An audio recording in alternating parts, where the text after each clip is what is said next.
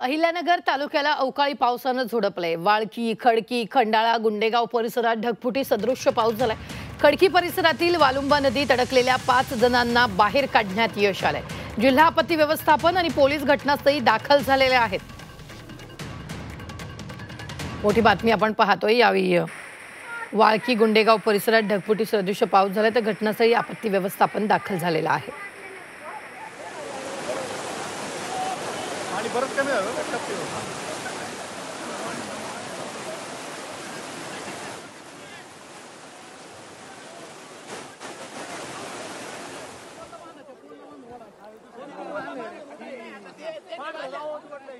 आपण पाहतोय यावेळी घटनास्थळी आपत्ती व्यवस्थापन दाखल झालेले आहे। अहिल्यानगरमध्ये मुसळधार पावसानं हजेरी लावलेली आहे।